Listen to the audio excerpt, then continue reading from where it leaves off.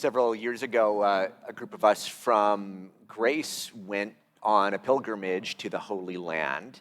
And while we were there, we went to visit the town of Emmaus. Maybe.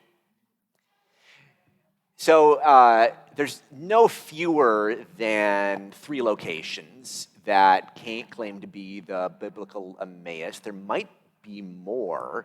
And I guess it's possible that none of them are actually the biblical Emmaus. Emmaus is a place that is multiple locations, that's everywhere. And in many ways, that is immensely fitting. It dovetails into the story that we hear today, because Emmaus really is everywhere. All of us have walked this road, walked the road to Emmaus. Most of us more than once. Most of us will walk it again. For the purposes of the Gospel of Luke this morning, for the purposes of this particular chapter within Luke, Jerusalem is the city of fractured promises.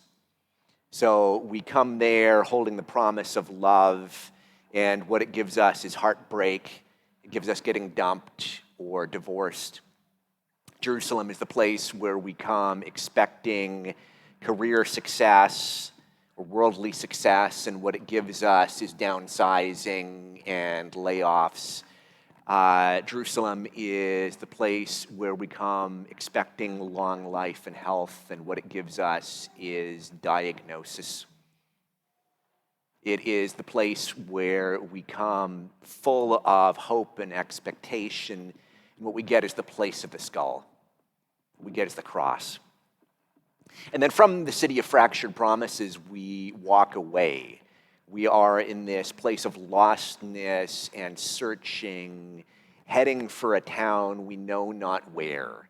Emmaus in this story might be called the town called unknown or uncertain. And as we walk in our bereftness, in our grief, in our searching, a stranger comes up to us and he sees our grief. How could he not? We're wearing it like a red cloak. Everything is painted with our grief. And the stranger comes up and says, "Hey guys, why the long faces?" And we are startled. How could he not know? How could anyone not know? We say as much to him. How don't you know? Have you been in a cave? And thank you for the person who appreciated that joke. I'm certain. I saw Dimitri Martin years ago, and he had a joke about how is it graham crackers had holes in them for aerodynamic reasons, and nobody really laughed, but he said, I like that joke, so it stayed in the show. So it's similar. Cave joke was for my own benefit. So anyway, but it turns out he hasn't heard. He has not heard what's happened. So we tell him, and he listens. Now, those of you who have heard this story before know the twist ending, right? You're like people watching The Sixth Sense for the second time, or The Usual Suspects for the second time. You know that the stranger is Jesus. But as we walk down this road, we don't know that it's Jesus. We have this burning in our hearts, but we don't realize that it's Jesus who is with us. There's a line that's attributed to Mark Twain. I don't know that Twain actually said it, but it goes like this. History doesn't repeat itself, but it does rhyme. And in a similar vein, Scripture doesn't repeat itself, but it does rhyme. And what we are hearing in this story from the road from the city of fractured promises to the town of unknown is a rhyme with the Exodus story. So the people of Israel they are running away from empire, running away from violence, running away from Pharaoh. They're in a wilderness place, this place of lostness, and God shows up to them. God feeds them. Now, interestingly, in the Exodus story, the people realize that God has showed up to them. They complain a great deal. They periodically say, "I wish we were back in Egypt where they had food." But they recognize that it is God who is present. Here on the road to the town called Unknown, we don't realize. I was initially going to formulate the next question I wanted to wonder about as why don't we notice when we're on the road? But actually, I almost wonder if the question is the other way around, which is why did the Israelites going through the desert realize it was God who was with them? Because I actually want to suggest that most of the time when we are on the road to Emmaus, when we are on the road to the town called Unknown, we don't realize Jesus is with us. Most of us don't, anyway. So, what does it mean? What does it mean that as we walk in this road, God comes to be with us? And what does it mean that a whole lot of the time we don't realize it, at least until later? Well, I want to suggest that God is with us on this road because that's what God does. It is Richard Rohr who has said God always goes towards the pain. And so we see that throughout Scripture, not just in the Exodus story. Hagar is lost, and God shows up for Hagar. Joseph is lost, and God shows up. Ruth is searching, God shows up. Elijah is searching, God shows up. And this happens throughout Jesus' ministry as well. There is a woman who has a hemorrhage. Jesus goes towards her pain. There are parents who have children who have died. Jesus goes towards them, goes towards their pain. There's a woman who's about to be stoned by a crowd. Jesus goes towards her pain. We could argue that Jesus going to Jerusalem is the ultimate example of him going towards where the hurt is. So we would expect him to show up in a moment like this. This is the promise found throughout Scripture that in our hurt, Jesus is going to be there. But we don't recognize him a lot of the time. Why is that? I heard an expert on computers and technology interviewed, I don't know, a number of months ago.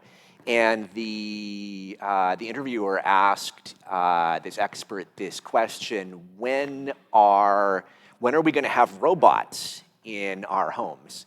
And he gave the most fascinating answer. He said, we're never going to have robots in our homes because human beings insist on continually redefining the word robot to mean technology more advanced than what we have right now.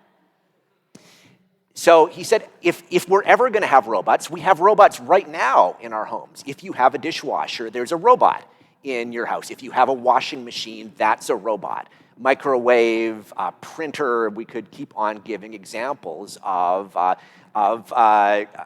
little servants, electronic servants that do tasks for you that human beings used to do for themselves.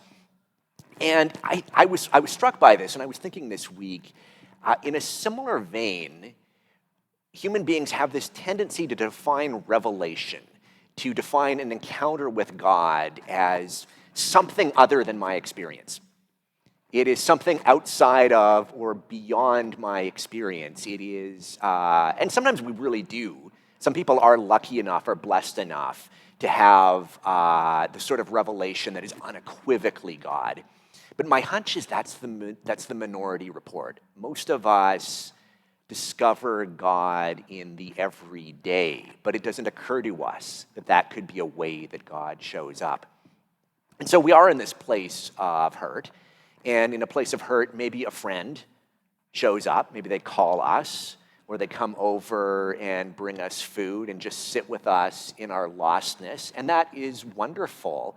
It's an act of compassion. But at the end of it, we say, I'm thankful for my friend, but God, where are you? Or maybe we have some glimpse of beauty. We look out the window and see a bird land on on a bush, or the light playing on the leaves, or there's some piece of music that just undoes us. And it is glorious and transcendent. We're thankful for that, but we say, well, I'm glad for that experience, but God, where are you? Maybe we remember a time when we felt really close to God, but we don't feel particularly close to God right now. And we say, I'm grateful for that memory, but God, where are you? What the road to Emmaus, the road to the town called Unknown, suggests is that in those moments when we caught a glimpse, that was evidence that Jesus was near, that the friend showing up was evidence that Jesus was near. The beauty was evidence that Jesus was near. The remembrance was itself evidence that Jesus was near. And similarly, when we know someone who is hurting and we are inspired to extend kindness to them, we're inspired to go visit, we're inspired to do an act of service for them, that is evidence that we are called to follow Jesus towards the pain. There's something beautifully everyday about this walk through the wilderness. I think it's Esther de Waal who synopsizes Benedictine spirituality in one sentence. She says the core insight of Benedictine spirituality is that God is not elsewhere. And we see that in the road to Emmaus, in this road from broken promises to nowhere. It's here that God shows up. And if we allow it, we may notice. The scales may fall from our eyes as they do for Paul. And we may recognize that God was with us the whole time, that God really was not elsewhere. It might happen in something as everyday as sharing a meal with the one who has come to visit us. We might discover Jesus in something as beautiful, as love-filled, as daily as the breaking of the bread.